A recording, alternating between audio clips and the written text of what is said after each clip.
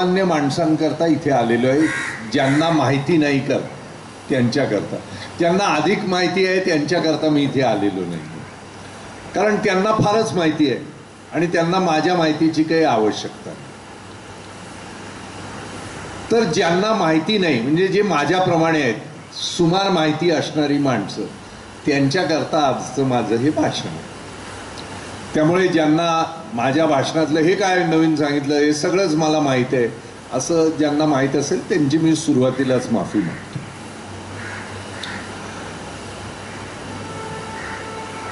पुनर्विकास करायचा झाला तर दोन प्रकारे करायचा असतो. एक शाण्या माणसाचा पुनर्विकास असतो आणि एक सर्वसामान्य माणसाचा पुनर्विकास असतो. शाण्या माणसाचा पुनर्विकास त्याला सगळंच माहीत असतं, त्यामुळे त्याला माझ्यासारख्याच्या सल्ल्याची आवश्यकता नसते आणि तो बिल्डर नावाच्या प्राण्याकडे जातो आणि फार साधा सोपा उपाय असतो. 4 बिल्डरांना बोलवणं, त्यांच्याकडून टेंडर घेणं आणि मग त्यांच्यापैकी एखाद्या माणसाला ज्याची आयुष्यात आपली कधी ओळख नाही त्याला आपलं सगळं काही देऊन मोकळं व्हायचं. म्हणजे लग्न करत असताना अग्नीला साक्ष मानून 7 फेरे घेतले तरी डायव्होर्सची तरतूद आहे, पण इरिव्होकेबल कन्सेंट दिल्यावर मात्र तो मागे घेणं शक्य नाही, तरीही आपण देतो. आणि वर्षानुवर्ष आपण ज्या जागेवर राहतोय त्या जागेवर इरिव्होकेबल कन्सेंटही नाही तर पॉवर ऑफ अटर्नी, म्हणजे आपली जागा दुसऱ्याच्या नावे करून आपण आपली जागा खाली करून देतो आणि त्याच्यावर भरपूर विश्वास ठेवतो, कारण आपण हुशार माणसं. आणि हुशार माणसं म्हणजे आपल्याला कोण फसवणार, आम्ही इतके हुशार, आम्हाला कोण फसवणार. नतीजा 5800 प्रकल्प मुंबईत अडकलेले आहेत. 1,75,922 कुटुंब, सरकारी आकडा आहे विधानसभेमध्ये दिलेला, ही आज रस्त्यावर आहे. त्यांच्या बिल्डिंगी पाडलेल्या आहेत. बिल्डरांनी त्यांना, हुशार माणसांना भरमसाठ गोष्टी देऊ केल्या आणि हुशार माणसांना वाटलं की बिल्डर आपल्याला काय करू शकतो आपलं वाकडं, आपण इतके हुशार, त्यामुळे आपल्यापेक्षा हुशार कोणीच नाही आणि आपण हुशार असल्या कारणाने आपलं कोण काय वाकडं करू शकतो. वाकडं कोणी करत नाही, सरळच करतो आपलं. म्हणजे आपल्याला जागा अधिक देणार, कॉर्पस अधिक देणार असं आश्वासन देतात. आपली बिल्डिंग पाडली जाते, आपल्याला कधी नव्हे ते 2 वर्षाचा चेक मिळतो. अनेकांनी इतके शून्य त्या चेकमध्ये कधी पाहिलेले नसतात. हर्षवायू होतो, आनंद होतो आणि मग भाडं देणं बंद होतं. ही वस्तुस्थिती. 5,800 इमारती आज बंद पडलेल्या आहेत. कोण 10 वर्ष, कोण 15 वर्ष, कोण 20 वर्ष. कुणीही त्यांना मदत करत नाही. रेरा कायद्यामध्ये देखील अशा मेंबर्सना कोणतंही प्रोटेक्शन नाही, अजिबात. आणि मग बिल्डरांनी कधीतरी त्याला बुद्धी चांगली हवी आणि आपलं घर कधीतरी बांधावं या आशेनं माणसं जगतात, अनेक माणसं मरतात आणि नवीन इमारत येईपर्यंत त्यांचं कधीही काही होत नाही. ही वस्तुस्थिती मुंबईमध्ये आहे. तुमच्या इमारतीबद्दल मी बोलत नाही. आणि या वस्तुस्थितीतून काही मार्ग काढता येईल का? लोकांची फसवणूक थांबवता येईल का?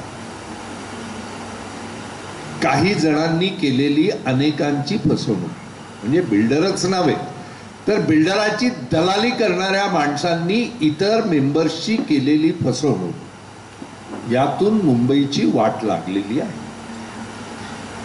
आणि यातून काही मार्ग निघेल का? या हुशार माणसांना कंट्रोल करण्याची काही व्यवस्था आहे का? ज्यांना सगळंच कळतं असं त्यांना वाटतं त्यांच्या बाबतीत काही मार्ग काढता येईल का, याच्याकरता सरकारने माझ्यासारख्या काही लोकांना बोलवलं. टाटा इन्स्टिट्यूट ऑफ सोशल सायन्सेसचे प्रमुख, IIT मुंबईचे प्रमुख, IITच्या सिव्हिल इंजिनिअरिंग डिपार्टमेंटचे प्रमुख, मुंबई विद्यापीठाच्या डिपार्टमेंट ऑफ इकॉनॉमिक्सचे प्रमुख, डिपार्टमेंट ऑफ सिव्हिक्सचे प्रमुख, सोशॉलॉजीचे प्रमुख, हिस्ट्रीचे प्रमुख, जे कॉलेज ऑफ आर्किटेक्चरचे प्रमुख, director of architecture, director of technical education, Kamla Raheja college of आर्किटेक्चरचे प्रमुख, अकॅडमी ऑफ आर्किटेक्चरचे प्रमुख, हे माझ्या अध्यक्षतेखाली या सर्व लोकांची आम्ही 2 दिवस बैठक घेतली. आणि जगामध्ये कुठेही झालेलं नाही तसं मुंबईच्या लोकसंख्येच्या 5 ते 10% लोकसंख्या आज रस्त्यावर आहे. कारण बिल्डरांनी भाडी बंद केलेली आहेत आणि स्वतःच्या पगारातून भाडी देण्याची त्यांची ऐपत नाही. त्यामुळे चांगल्या घरात असणाऱ्या माणसांना झोपडपट्टीत जाऊन पहिल्या मजल्यावर भाड्यानं राहण्याची पाळी आली. तर ह्याच्या बाबतीत काही तोडगा काढता येईल का, काही मार्ग आहे का, वेगळा मार्ग आहे का बिल्डराच्या योजनेशिवाय, याच्याकरता आम्ही 2 दिवस सतत बसून तज्ज्ञ मंडळींनी चर्चा केली आणि त्यातून स्वयंपुनर्विकास हा मार्ग, हुशार लोकांसाठी हा मार्ग नाही. कारण बिल्डर आला की जेवणावळ येते, बिल्डर आला की पैशाची चर्चा होते, बिल्डर आला की असत्य गोष्टी सत्य म्हणून दाखवण्याचा प्रयत्न करतात आणि ज्या गोष्टी आपल्याला माहीत नसतात त्या नेहमीच चांगल्या वाटत असतात. कारण त्याविषयी आपल्याला माहीत नसते. असेल बाबा तो असं करत असेल आणि आपल्यातलेच काही आपल्याला अधिक माहीत आहे असं दाखवत असतात आणि त्यांच्यामुळे आपली खरी वाट लागत असते. पण आपल्याला ते पटत नसतं आणि मग अक्षरशः रस्त्यावर आल्यावर हातापाया पडतात. रोजचे मला 200 ते 250 असे फोन येतात की साहेब बिल्डरांनी फसवलं, काय करावं. म्हटलं खड्ड्यात जाण्याचा निर्णय घेतला, आता खड्ड्यात गेल्यावर माझ्याकडे येऊन काय उपयोग, आधी आला असतात तर बरं झालं असतं, पण आधी तुम्ही आला नाहीत आमच्याकडे असं अनेक लोक सांगतात. आणि म्हणून मी आज इथे आलो. म्हणजे तुम्ही खड्ड्यात जाण्याआधी मी माझं काम केलं, या उपर तुम्हाला खड्ड्यात जाण्याची इच्छा असेल तर जरूर खड्ड्यात जा, तो तुमचा प्रश्न आहे. मी माझं कार्य केलं तुम्हाला सांगण्याचं की इथे खड्डा आहे, या खड्ड्यात तुम्ही गेलात तर यातून बाहेर निघणार नाही, हे सांगण्याचं माझं कार्य, ते मी माझं कार्य पूर्ण करतो. या उपर तुम्ही जाणा आणि तुमचं नशीब जाणा. तर बिल्डराच्या योजनेला पर्यायी अशी योजना करण्याचा आम्ही काही फार हुशार नाही पण सर्वसाधारण लोकांची समस्या जाणणाऱ्या लोकांनी, IIT चे प्रमुख किंवा टाटा इन्स्टिट्यूट ऑफ सोशल सायन्सेसचे प्रमुख किंवा वेगवेगळ्या डिपार्टमेंटचे प्रमुख, आम्ही सगळ्यांनी मिळून यावर विचार करून असा विचार केला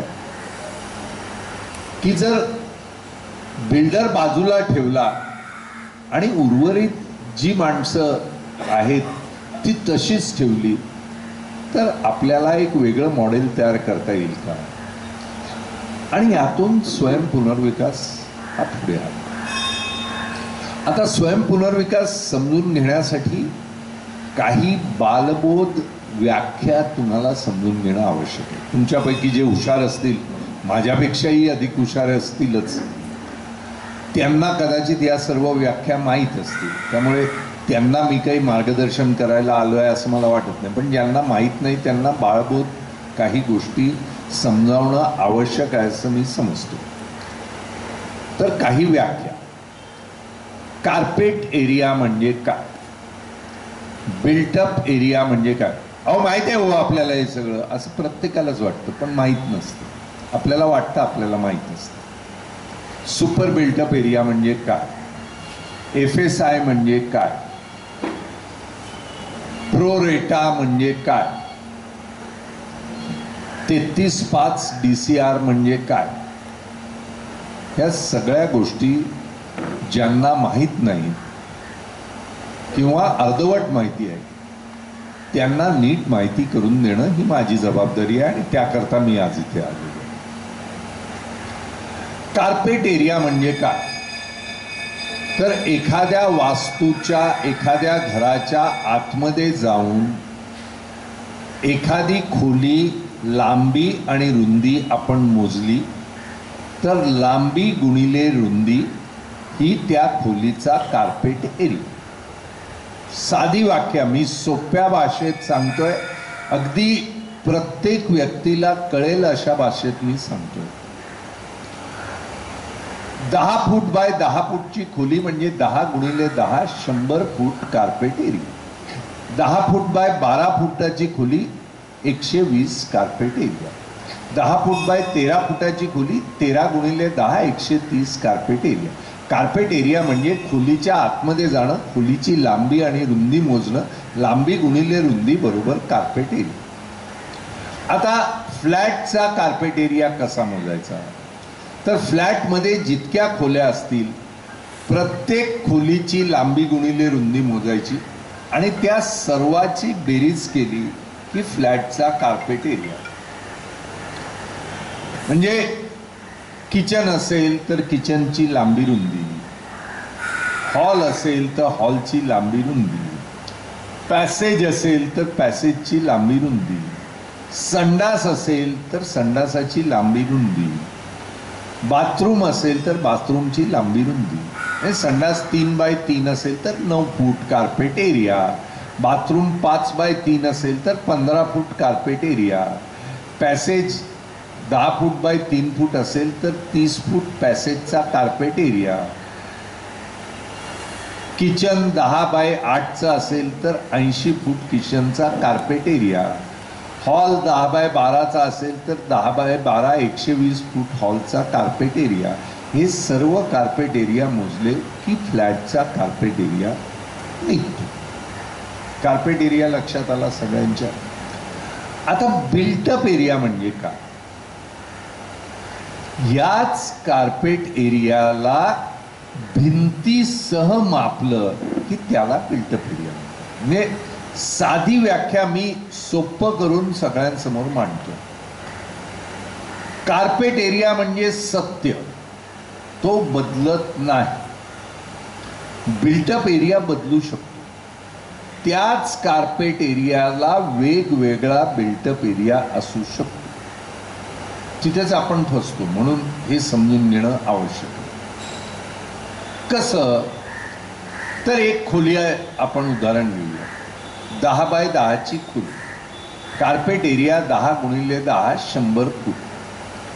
आता ह्याच्या चारी बाजूला ज्या भिंती आहेत त्या 6-6 इंचाच्या असल्या तर बिल्टअप एरिया 11 फूट बाय 11 फूट म्हणजे 121 फूट होतो. कार्पेट एरिया किती, 100 फूट. बिल्टअप एरिया 6 इंचाच्या भिंती असल्या तर 121 फूट. त्याच खोलीच्या भिंती जर 1 फुटाची असली तर त्याच 10 bye 10च्या खोलीचा built up area 12 foot by 12 फूट म्हणजे 144 फूट होतो.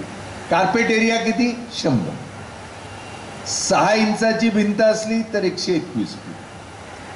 12 इंचाची भिंत जर असेल तर 144 फूट. 1.5 फुटाची भिंत जर असेल तर 13 बाय 13 169 फूट.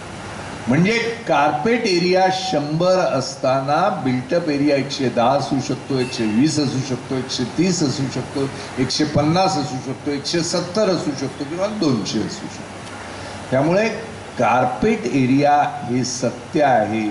बिल्टअप एरिया ही भिंती किती जाडीच्या असतात त्यावर अवलंबून असतात. आता कार्पेट आणि बिल्टअपच्या एरियाची व्याख्या कळली. आता सुपर बिल्टअप एरिया म्हणजे काय. मी गेली 35 वर्ष मुंबई विद्यापीठात आर्किटेक्चरच्या विविध कॉलेजमध्ये शिकवतो. ग्रॅज्युएशनला, मास्टर्स डिग्रीला पेपर सेट करतो, करेक्ट करतो. मुंबई विद्यापीठात जितकी पुस्तकं आर्किटेक्चर किंवा प्लॅनिंगच्या संदर्भातली आहेत जवळपास सगळी मी वाचली आहे असं मला वाटतं. कोणत्याही पुस्तकात सुपर बिल्टअप एरिया नावाची वस्तू अस्तित्वातच नाही, त्याची व्याख्याच नाही. म्हणजे सुपर बिल्टअप एरिया म्हणजे काय? तर आपण बिल्डरकडे विकत घ्यायला गेलो घर, तर बिल्डरनी सांगितलेला दर आपल्याला खूप जास्त वाटतो, त्यातून आपल्याला झटका बिटका येईल म्हणून मग तो सांगतो की तुझा सुपर बिल्टअप एरिया इतका जास्त आहे. म्हणजे आपल्यावरचा जो बोज असतो पैसे दिल्याचा तो थोडा कमी होतो. नाही माझा मोठा आहे, त्याने आपलं घर काही मोठं होत नाही. म्हणजे 500 फुटाचं घर त्यांनी आपल्याला विकत दिलं आणि याचा सुपर बिल्टअप एरिया 1000 फूट आहे सांगितलं की आपल्याला रात्री झोप चांगली येते. शेजारच्याचा 500 फूट, माझा 1000 फूट. का? तर त्यांनी सांगितलं, बिल्डरनी सांगितलं म्हणून माझा 1000 फूट. त्यांनी सांगितलेलं आपलं 1000 फूट होत नाही, पण त्याने आपल्याला सुपर बिल्टअप एरिया 1000 आहे म्हणून सांगितलं म्हणून आपल्याला आनंद होतो. म्हणजे आपल्यातले जे शाणे असतात त्यांना अधिक आनंद होतो, त्यांना वाटतं वा वा वा म्हणजे जास्त एरिया मिळतो. त्यातून आपला एरिया कधीही वाढत नाही. म्हणजे रोज ब्लड प्रेशरची गोळी खात असताना एखाद्या दिवशी ब्लड प्रेशरच्या गोळीप्रमाणे दुसरी गोळी जरी दिली तरी आपल्याला वाटतं आपलं ब्लड प्रेशर कमी झालेलं आहे, कारण त्या गोळीचा ब्लड प्रेशरची काही संबंध नाही. तसंच हे सुपर बिल्टअप एरियाचं आहे. म्हणजे मेरी कमीज उसकी कमीज से सफेद क्यों? म्हणजे माझं घर त्याच्या घरापेक्षा मोठं का? कारण मला बिल्डरनी सांगितलं माझा सुपर बिल्टअप एरिया मोठा, त्याच्याने माझं घर काही मोठं होत नाही. माझा कार्पेट एरिया तितकाच राहतो. पण बिल्डरने सांगितलं ना, पैशावाल्याने सांगितलं म्हणजे ते खरं, गरिबाने सांगितलं म्हणजे ते खोटं. गरीब आणि मध्यमवर्गीय हा खोटं सांगणारा माणूस, तो पैसेवाला माणूस म्हणजे तो आपल्याला फसवायला मोकळा असतो. त्यामुळे सुपर बिल्टअप एरिया हे कोणत्याही सरकारी कागदपत्रात वापरणं शक्य नाही, किंबहुना वापरणं कायद्यानं गुन्हा आहे. तरीही बिल्डर आपल्याला सुपर बिल्टअप एरियाचे गप्पा मारत असतो आणि आपणही फार हुशार असल्यामुळे त्याच्या त्या गप्पा आपण मान्य करत असतो, कारण आपल्याला सगळंच कळतं. तो वो बोला सुपर बिल्टअप एरिया आणि कुत्तो बोला होएगा, म्हणजे त्यांनी सांगितलं म्हटल्यावर ते खरंच आहे, कारण तो पैसेवाला आहे, मर्सिडीज गाडीतून येऊन आपल्याला फसवणार आहे.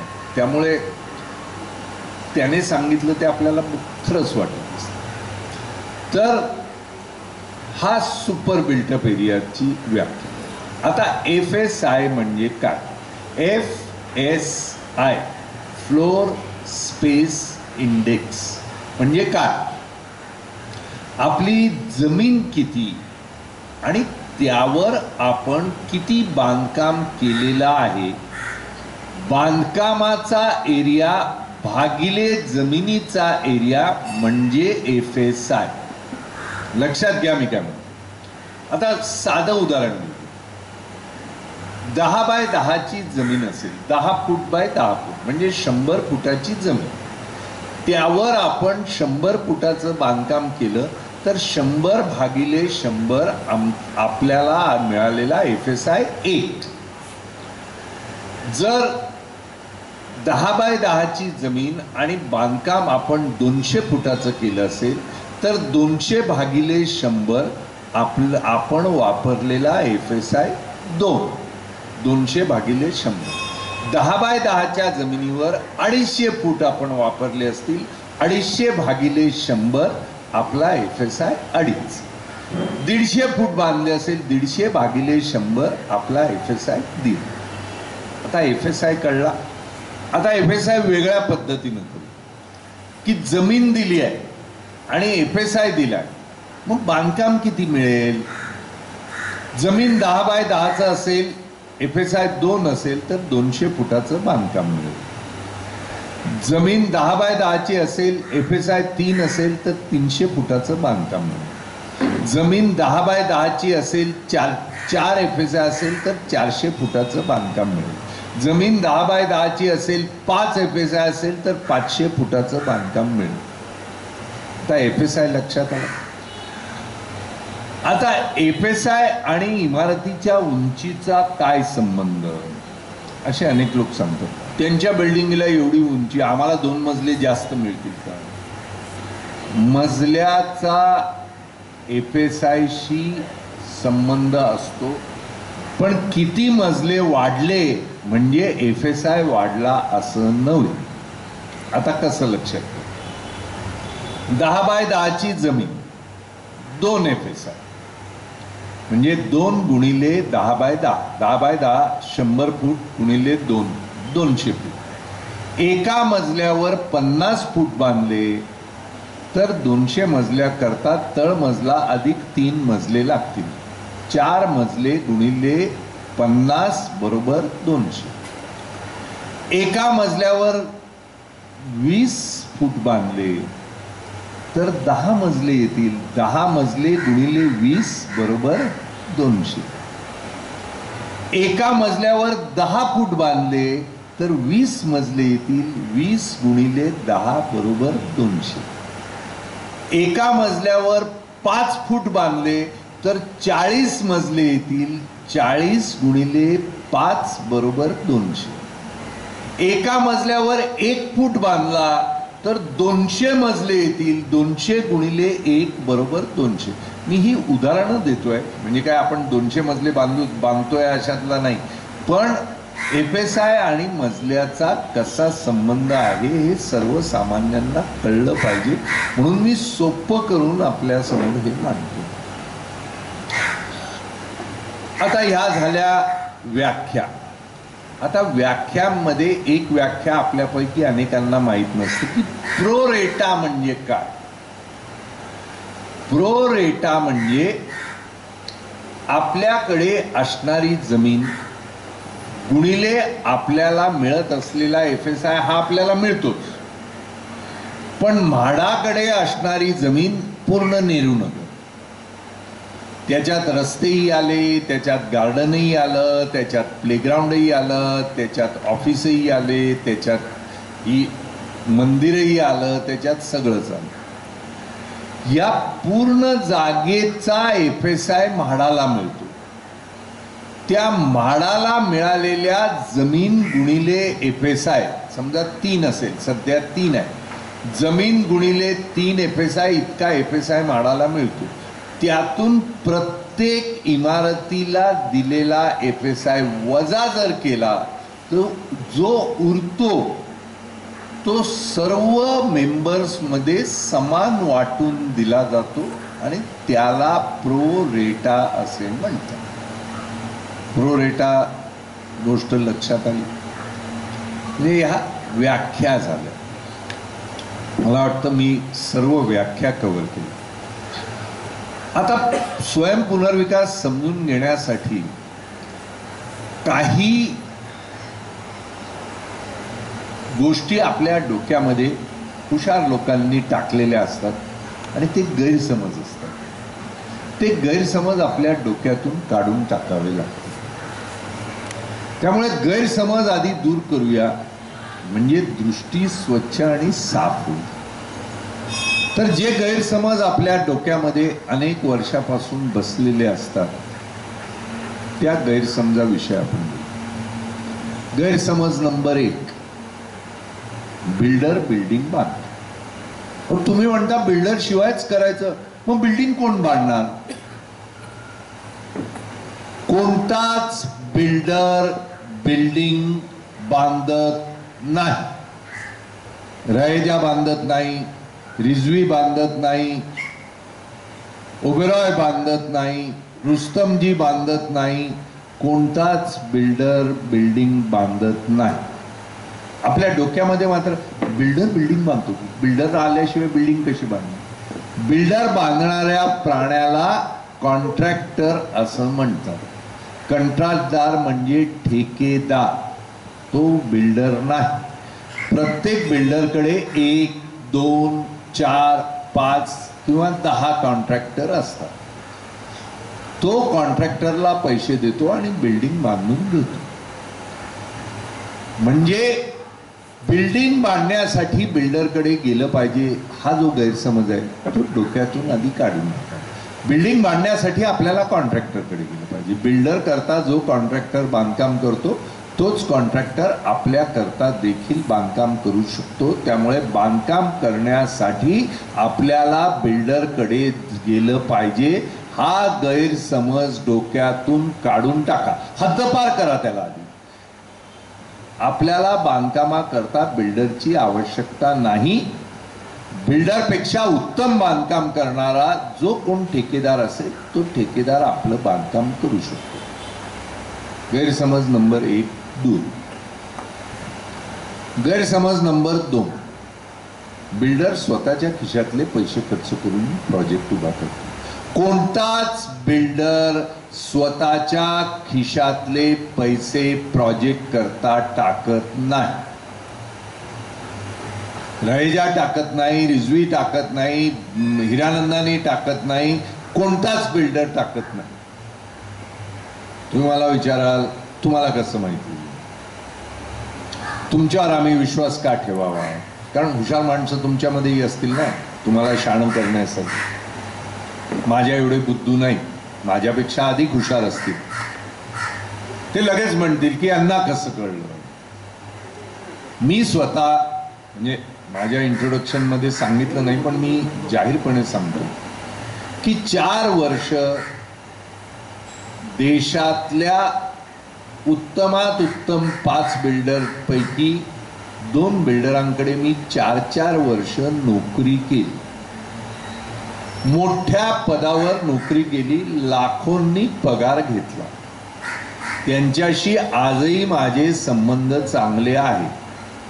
त्यामुळे बिल्डर काय करतात हे बिल्डरकडे नोकरी करून मी अनुभवलेलं आहे. मी माझ्या अनुभवातून आपल्याला सांगतोय. म्हणजे कपोल कल्पित कोणती गोष्ट नाही. आपण ऐकीव गोष्टींवर विश्वास ठेवताय. मी बिल्डरांकडे नोकरी केलेली आहे, त्यामुळे प्रोजेक्ट कसा करायचा आणि मोठ्या पदावर केलेली आहे. म्हणजे चीफ ॲडवायझर अशा पदावर काम केलेलं आहे. म्हणजे बिल्डराच्या जितके प्रोजेक्ट्स असतील त्याचा चार्ज माझ्याकडे होता त्या 4 वर्षात. आणि बिल्डर कसा फायदा बनवतात, आपल्याला कसं उल्लू बनवतात. उल्लू हा शब्द नाही, पण सुसंस्कृत लोकांना महिला असल्यामुळे उल्लू हा शब्द मी आज वापरतो. खरा शब्द वेगळा. पण बिल्डर हे स्वतःच्या खिशातले पैसे कधीच टाकत नाही. आपल्याकडून संमती घेतल्यावर बिल्डर पैसे मिळवण्यासाठी विविध संस्थांकडे जातात आणि त्यांच्याकडून पैसे घेऊन प्रोजेक्ट करतात. आता या संस्था कोणत्या? पहिली संस्था इंडिव्हिज्युअल इन्व्हेस्टर्स, म्हणजे जे मारवाडी असतात किंवा काय असतात, जे पैसे देतात ते. दुसरा HNI, हाय नेटवर्थ इंडिव्हिज्युअल्स. तिसरा अल्ट्रा HNI, म्हणजे ज्यांच्याकडे अधिक पैसा आहे असे. चौथा NBFC, non banking finance corporation. पाचवा व्हेंचर कॅपिटल फंड. या सगळ्या संस्था बिल्डरांना पैसे देण्याकरताच असतात आणि बिल्डर त्यांच्याकडे जातात आणि त्यांच्याकडून पैशाचे अर्ज करतात. नॉन बँकिंग फायनान्स कॉर्पोरेशन आणि venture capital fund. ICICI venture capital fund, state bank of India venture capital fund, Deutsche bank venture capital fund, असे प्रत्येक बँकेचे व्हेंचर कॅपिटल फंड असतात. आपण त्या व्हेंचर कॅपिटल फंडकडे फिक्स डिपॉझिट्स ठेवतो आणि त्या व्हेंचर कॅपिटल फंड वेगवेगळ्या प्रोजेक्ट्समध्ये बिल्डरांकडे पैसे गुंतवतात. त्यांच्याकडून बिल्डर पैसे घेतो. त्यानंतर फॉरेन इन्स्टिट्यूशनल इन्व्हेस्टर, म्हणजे परदेशातून इन्स्टिट्यूशनल इन्व्हेस्टमेंट बिल्डर आपल्याकडे करतो, त्याला फॉरेन इन्स्टिट्यूशनल इन्व्हेस्टर्स म्हणून म्हणतात. आणि शेवटचं म्हणजे फॉरेन डायरेक्ट इन्व्हेस्टमेंट. सध्या सरकारच्या नियमाप्रमाणे परदेशात बसून कोणीही व्यक्ती जगात कुठेही आपले पैसे गुंतवू शकतो. त्याला फॉरेन डायरेक्ट इन्व्हेस्टमेंट असं म्हणतो. म्हणजे तो डॉलरमध्ये पैसे गुंतवू शकतो आणि फ्लॅट विकून डॉलरमध्ये मिळालेली रक्कम किंवा फायदा हा परत घेऊन जाऊ शकतो. त्याला फॉरेन डायरेक्ट इन्व्हेस्टमेंट म्हणतात. या विविध मार्गानं बिल्डर पैसे मिळवत असतात. आता तुम्ही विचाराल की तुम्हाला बिल्डरकडे तुम्ही काम केलं तर हे मान्य आहे, पण हे वेगवेगळे फायनान्सिंग कंपन्या विषयी तुम्हाला काय माहिती? तर भारतामध्ये रिअल इस्टेट फंडिंग करता जी सगळ्यात मोठी वेंचर कॅपिटल कंपनी होती, 15,000 कोटी बिल्डरांना वाटण्याचं काम ज्या कंपनीने केलं, त्या कंपनीमध्ये मी 4 वर्ष नोकरी केली. त्यामुळे रोज सकाळी जे बिल्डर तुमच्याकडे खेपा मारतात ते माझ्या ऑफिसच्या बाहेर लाईन लावून बसायचे की बाबा आमच्याकडे अमुक नेहरू नगरच्या अमुक बिल्डिंगीच्या लोकांचे पदाधिकारी आलेले आहेत आणि तुम्ही आम्हाला पैसे सँक्शन केले तर आम्ही इतका प्रोजेक्ट चांगला करू.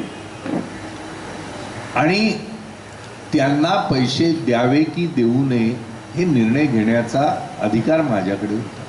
आणि मी बिल्डरांना त्यांच्या त्यांच्या योजना समजून घेऊन जिथे काही देणं शक्य होतं ते केलं. आयुष्याची 10-12 वर्ष मी बिल्डरांना फंड्स देणं किंवा बिल्डरांकडे नोकरी करणं याच्याकरता घालवली. त्यामुळे हे जे माझे बोल आहेत हे अनुभवातले बोल आहेत. म्हणजे फायनान्स कंपनीकडूनही मला बऱ्यापैकी पगार मिळत होता आणि माझ्या पगाराला साजेसं काम कोणत्या बिल्डरला द्यावं आणि कोणत्या बिल्डरला देऊ नये याच्याविषयी रिपोर्ट तयार करणं. त्यामुळे बिल्डर किती लुच्चे आणि लबाड असतात याची माहिती माझ्यापेक्षा जास्त चांगली कोणालाही नसते. अनेक ठिकाणी बिल्डर येऊन सांगत असतात की या बिल्डिंगीच्या चेअरमनला आम्हाला 2 कोटी द्यावे लागणार, या बिल्डिंगीच्या सेक्रेटरीला आम्हाला 1 कोटी द्यावे लागणार. मी ज्या वेळेला फंडिंग करत होतो त्यावेळेला मी तडक त्या इमारतीत जाऊन तिथल्या सेक्रेटरीला बोलून विचारायचं, हा बिल्डर तुला अप्रोच झाला खरं आहे, मग तुला इतके पैसे द्यायचं मान्य केलंय हे खरं आहे का? अनेक वेळेला मला असं दिसून आलं की बिचाऱ्या त्या सेक्रेटरीला किंवा चेअरमनला पैशाची बिल्डरनी कधी बोलणंच केलं नव्हतं, पण फायनान्सवाल्याला मात्र याला इतके द्यायचे, कारण तो बिचारा जाऊन सांगणार कुठे. आणि एखाद्या ठिकाणी बोलणं जरी केलं असेल तरी त्याच्याकडे 40 लाखाचं बोलणं करायचं आणि इथे 2 कोटी दिल्याचं दाखवायचं, कारण ते कॅशमध्ये देणं होतं. म्हणजे सोसायटीच्या पदाधिकाऱ्यांना बदनाम करून त्यांच्या नावावरचं टाळूवरचं लोणी देखील खाण्याचं काम बिल्डरकडे करतात की बाबा एवढं आम्हाला सोसायटीच्या यांना द्यावं लागतं. त्यामुळे कोणताच बिल्डर स्वतःच्या खिशातले पैसे टाकून प्रोजेक्ट करत नाही. त्यामुळे गैरसमज जो आहे तो आपल्या मनातून काढून टाकावा, हद्दपार करा या गैरसमजांना. अशा गैरसमजामुळेच आपण चुकीचे निर्णय घेतो आणि चुकीचे निर्णय घेतल्यावर आपलं जे व्हायचं ते होत असतं. तिसरा महत्वाचा गैरसमज, बिल्डर आहे म्हणजे प्लॅन मंजूर करण्यासाठी महानगरपालिकेतून म्हाडातून सगळ्या मंजुऱ्या त्या कपाटातून त्यांना पाय येतात आणि धावत धावत बिल्डरकडे येतात, घे बाबा मंजुरी. म्हणजे बिल्डर आला म्हणजे मंजुऱ्या फटाफट येतात, असा एक गैरसमज, चुकीचा समज आहे. कोणताच बिल्डर म्हाडाकडे म्हणा किंवा महानगरपालिकेकडे मंजुरी घ्यायला जात नाही. प्रत्येक बिल्डरकडे लायझॉन आर्किटेक्ट नावाचा एक प्राणी असतो ज्याचं काम मंजुरी आण. बिल्डर त्याला पैसे देतो, सांगतो की इतके पैसे देणार, तो जाऊन मंजुरी घेऊन येतो. मंजुरी घेण्यासाठी बिल्डरकडे गेलं पाहिजे असं ज्यांना वाटत असेल ते फार हुशार माणसं आहेत, पण त्यांची माहिती चुकीची आहे. मंजुरी घेण्यासाठी चांगला लायझॉन आर्किटेक्ट पाहिजे आणि लायझॉन आर्किटेक्ट मंजुरी घेऊ शकतो. आतापर्यंत स्वयंपुनर्विकासात 18 ठिकाणी म्हाडाच्या बिल्डिंगींना आम्ही मंजुरी मिळवलेली आहे आणि ती मंजुरी लायझॉन आर्किटेक्टच्या माध्यमातून नव्हे तर आम्हीच स्वतः मंजुरी मिळवलेली आहे. एक पैसा लाच न देता मिळवलेली आहे. आणि कोणत्या सोसायटीची त्यांची नावं सांगतो. मुलुंड मधली पूर्वरंग सोसायटी, त्या सोसायटीचे चेअरमन महाडिक आपल्याला पाहिजे तर पुढच्या मीटिंगमध्ये त्यांना इथे बोलून घेऊन येईल आणि मंजुरी मिळाली की नाही आणि किती पैसे लाच म्हाडामध्ये दिले आणि महानगरपालिकेमध्ये दिले जाहीरपणे सांगायला लावतो. आपल्या इथून जवळच शेल कॉलनीमध्ये चित्रा कोऑपरेटिव्ह हाऊसिंग सोसायटी, त्याचे प्रमुख कदम, त्यांना जाऊन विचार. कदमांची तर स्टोरी थोडीशी वेगळीच आहे. त्यांना एक बिल्डर सापडले, 2-4 बिल्डर आले होते त्यांच्याकडे. शेल कॉलनीमध्ये एकंदरीत 40 बिल्डिंग, 40 बिल्डिंगीपैकी एक बिल्डिंग मिडास नावाच्या बिल्डरकडे गेली. त्यांच्याकडे साधारणपणे 400च्या आसपास जागा. मिडासनी 450 फूट दिले आणि 2.5 लाख रुपये कॉर्पस दिला. लोकांनी त्या जैन लोकांच्या रथात, चांदीच्या रथामध्ये बिल्डरला बसवून नुसता फुलांचा सडा टाकला की देवच आला आपल्याला एवढी बिल्डिंग बांधून दिली म्हणून. 9 बिल्डिंगी वेगवेगळ्या बिल्डरकडे गेले. तुम्ही जाऊन बघा, अजूनही 12 वर्ष झाली त्या बिल्डिंगी काही पूर्ण झालेल्या नाहीत, लोक रस्त्यावर आहेत. उरलेल्या काही बिल्डिंगी माझ्याकडे आल्या. लक्षात घ्या, बिल्डर 450 फूट आणि 2.5 लाख रुपये कॉर्पस, तेवढीच जमीन, तेवढेच फ्लॅट, तशीच बिल्डिंग, 12 मेंबर, एका मजल्यावर 4 फ्लॅट, तळमजला अधिक 2 मजला. अजूनही शेल कॉलनी तशीच आहे, तुम्ही जाऊन बघू शकता. चित्रा सोसायटीचे प्लॅन मंजूर झालेले आहेत म्हाडाकडून आणि चित्रा सोसायटीमध्ये प्रत्येक मेंबरला 1350 स्क्वेअर फीट कार्पेट एरिया आणि 38 लाख रुपये प्रत्येक मेंबरला कॉर्पस मिळतोय. खरं का खोटं तुम्ही चित्रा सोसायटीत जाऊन विचार. कुठे 2.5 लाख कॉर्पस आणि कुठे 450 फूट आणि कुठे 1350. तितकीच जमीन, तितकाच FSI. जो फायदा सोसायटीला आज मिळतोय तो फायदा बिल्डरकडे मिळाला.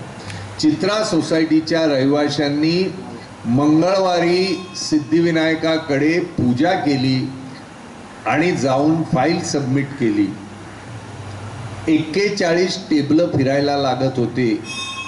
बुधवारी, ज्या मंगळवारी केली त्याच्या 24 तासामध्ये बुधवारी दुपारी 1 वाजता त्यांना फोन आला की तुमचे 41 टेबलांच्या सह्या झालेल्या आहेत, तुमची फाईल येऊन घेऊन जा.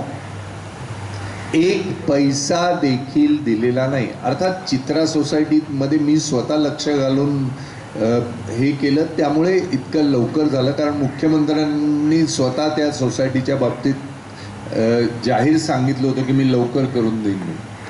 पण चित्रा सोसायटीला ज्या वेळेला बिल्डर अप्रोच झाले होते त्यावेळेला बिल्डर म्हणाले तुम ये कर ही नहीं सकता है. क्यों नहीं कर सकता है? तुम्हारा तो एयरपोर्ट के फनेल के नीचे है, तुम कैसे कर सकता है? दिल्ली से तुमको सैंक्शन लाना पड़ेगा एयरपोर्ट अथॉरिटी से, और 2 करोड़ दिए बगैर सैंक्शन आपको मिल ही नहीं सकता है.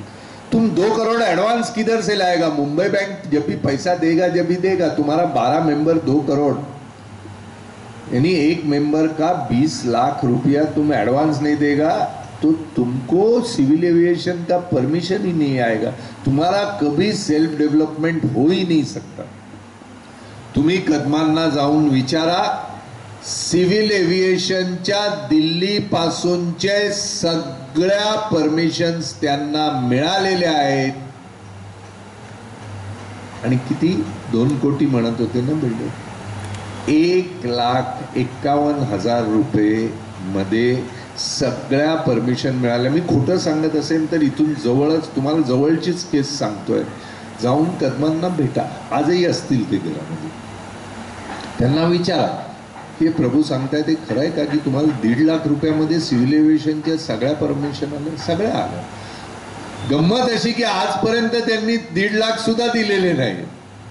त्या बिचाऱ्यांनी ज्यांनी परवानगी आणली तो मला आज सकाळीच फोन आला, साहब आपने बोला तो करके तो दिया, अभी तक मेरे को 7 महीना हुआ अभी पैसा नहीं. मतलब मिलेगा, मुंबई बैंक से पैसा आएगा तो पहला पैसा तुम्हारा देगा. नहीं जरा देखो ना भाई मेरा पैसा लग गया है. मतलब जो 7 महीने का है तुमको थोड़ा ब्याज भी देगा, 1,50,000 की जगह में 1,60,000 दिलाएगा, तुम फिकर मत करो.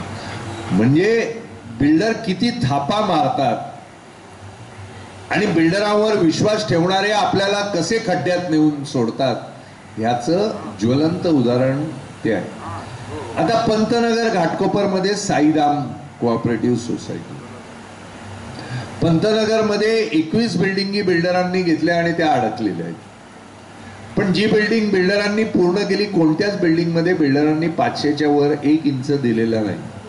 आज साईराम कोऑपरेटिव्ह हाऊसिंग सोसायटीचा प्लॅन मंजूर झालेला आहे, म्हाडाकडून LOI IOS सगळं काय मिळालेलं आहे. 950 स्क्वेअर फीट कार्पेट एरिया आणि 22 लाख रुपये कॉर्पस.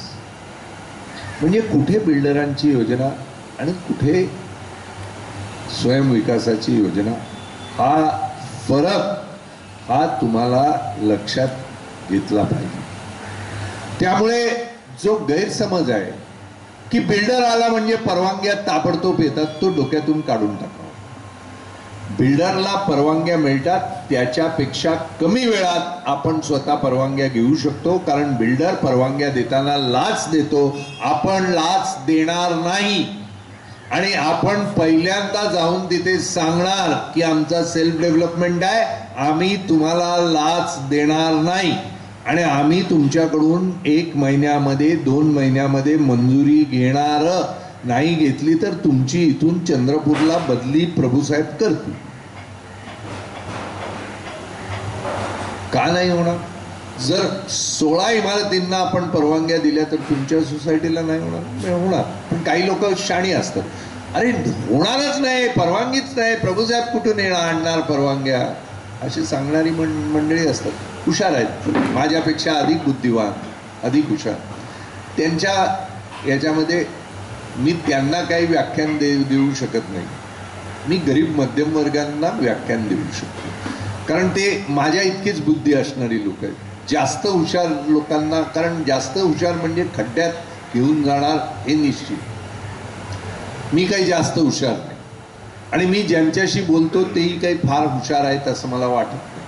त्यामुळे हुशार नसणाऱ्या लोकांना, हुशार नसणाऱ्या लोकांचं मत समजून घेणं सोपं जातं. कदमांना कळलं, कारण ते फार हुशार नव्हते. फार हुशार असते तर बिल्डरकडे गेले असते आणि आज अडकले असते. फार हुशार नव्हते म्हणून त्यांचा फायदा कशात आहे हे त्यांना कळलं. फार हुशार असते तर बिल्डराकडून लाख 2 लाख रुपये दर महिन्याला पगार घेतला असता आणि घर विकून निघून गेले असते. असो, तर गैरसमज असा की बिल्डर आला की परवानग्या येतात हे चुकीचं आहे. त्यानंतर बिल्डर प्लॅन चांगला करतो हा एक गैरसमज. मी मुंबई विद्यापीठात पेपर करेक्ट करतो. माझ्या विद्यार्थ्यांनी जर बिल्डरनी या नेहरूनगरमध्ये केलेले प्लॅन जर मला काढून दिले तर मी 100 पैकी 25 मार्क सुद्धा त्याला देणार नाही. कारण बिल्डरचा प्लॅन हा बिल्डरला जास्तीत जास्त फायदा कसा मिळावा याच्याशीच संबंधित असतो. स्थानिक रहिवाशांना फायदा कशात आहे याच्याशी त्याचं काही देणं घेणं नसतं. पण आपल्याला प्लॅन कळत नसतो, त्यामुळे आपल्याला त्याचा प्लॅन सुंदर वाटतो. मी नेहमी उदाहरण देत असतो की मी लहान होतो त्यावेळेला लग्नासुदीच्या काळामध्ये एक सीझन असतो लग्नांचा. तर त्या लग्नाच्या सीझनमध्ये घरामध्ये खूप लग्नपत्रिका यायच्या. बाबा काही लग्नात जायचे, आई काही लग्नात जायची आणि आम्हा मुलांना सांगायचे की बाबा तू आमच्यापैकी कोणाबरोबर लग्नात येतो. तर आम्ही कसं सिलेक्ट करायचं की कोणाबरोबर जायचं, आई किंवा बाबा हे सिलेक्शन नाही. लग्न पत्रिका कोणाची सगळ्यात मोठी चांगली छापलेली आहे त्याचं लग्न म्हणजे काहीतरी खास असलं पाहिजे. एवढी मोठी पत्रिका तर लग्न पण सुंदर असेल. तसंच बिल्डर जे ब्रोशर तयार करतो ते मोठं तयार करतो. आपल्याला त्या प्लॅनिंगमधलं काही कळत नसतं, पण आपल्याला कळत नाही हे आपण मान्य करत नसतो आणि म्हणून जे आपल्याला कळत नाही ते फार चांगलं आहे असा आपला समज असतो. त्यामुळे बिल्डर प्लॅनिंग चांगलं करतो हा गैरसमज डोक्यातून काढून टाकावा. तो त्याच्या फायदा करता जे आवश्यक आहे तेवढं करतो आणि आपल्याला सर्वंट क्वार्टर सारखं प्लॅनिंग तयार करून देतो. अधिकात अधिक म्हणजे IIT तर्फे मी स्वतः 1000 बिल्डिंगी इन्स्पेक्ट केल्या आणि रिहॅबच्या पोर्शनच्या सर्व बिल्डरांनी दिलेल्या बिल्डिंगी या C किंवा -C कॅटेगरीच्या बांधल्या गेलेल्या आहेत. हे मी महाराष्ट्र टाइम्समध्ये माझ्या लेखातून अनेक वेळेला लिहिलेलं आहे आणि त्याला एका बिल्डरच्या बापाने चॅलेंज केलेलं नाही आहे की तू असं का म्हटलं, कोणती बिल्डिंग माझी C कॅटेगरी आहे, कारण सगळ्याच त्यांच्या C कॅटेगरीच्या असतात. कोणती B कॅटेगरी सुद्धा नसते, ए तर सोडूनच द्या. त्यामुळे बिल्डर काही चांगल्या प्रतीचं बांधकाम किंवा चांगल्या प्रतीचं प्लॅन बनवतो हा गैरसमज जर कोणाच्या डोक्यामध्ये असेल तर हुशार माणसांनी ते आपल्या डोक्यामधला गैरसमज थोडा दूर करतो. आता शेवटचा गैरसमज तो फार लोकांच्या डोक्यामध्ये सध्या नाही की बिल्डर आला म्हणजे काय, कृष्ण सुदामाला भेटला म्हणजे सुदाम्याने पोहे घेऊन कृष्णाकडे जाऊन त्याला पोहे दिले की सुदामा परत आल्याबरोबर त्याचं घर तयार झालेलं होतं असं आपल्याला वाटतं. बिल्डरकडे गेलं काय आणि त्याला पोहे दिले काय, पोहे म्हणजे सही, की परत येईपर्यंत आपली बिल्डिंग तयार. हल्ली त्याच्यावर लोकांचा विश्वास नाही, कारण बिल्डर म्हणजे 10-15 वर्ष लटकवणार याच्याविषयी खात्रीच आहे लोकांच्या मनामध्ये.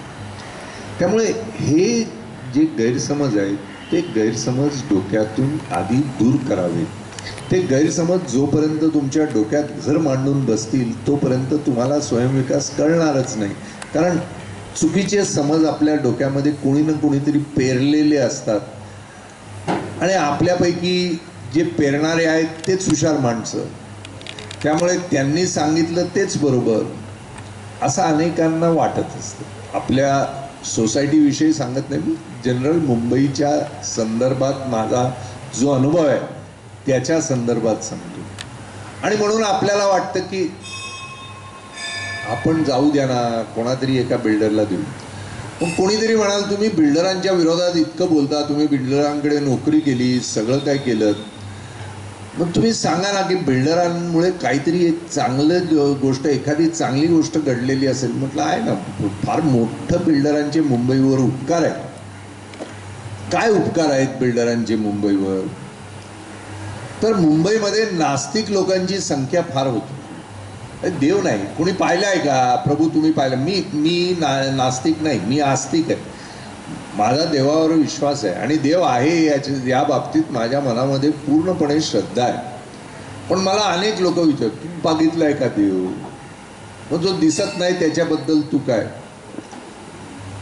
असे म्हणणारी जी लोक आहेत ती बिल्डरांनी त्यांना लटकवल्याबरोबर दर शनिवारी मारुतीच्या मंदिरात तेल चढवताना पाहिलं. म्हणजे नास्तिकांना आस्तिक करण्याचं काम बिल्डरनी केलं हे काय कमी आहे का?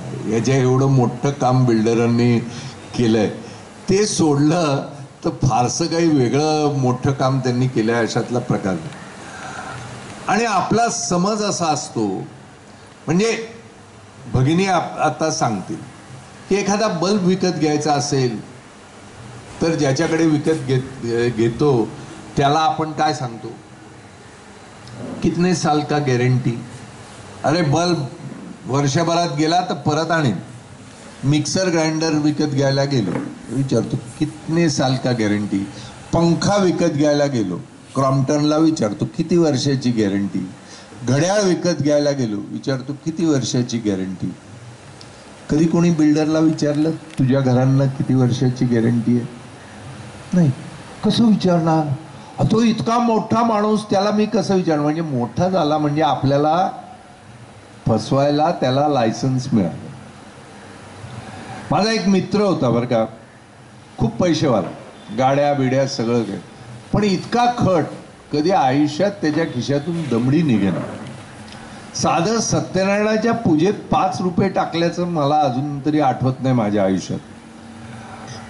आम्हा मित्रांना कधी चहा, चल रे चहा घेऊया म्हण, हाच सांगणार, घेऊन जाणार.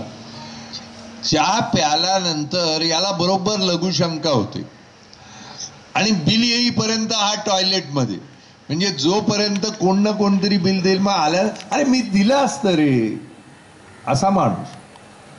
एक दिवस त्याच्या गाडीत मी बसलेला असताना त्यांनी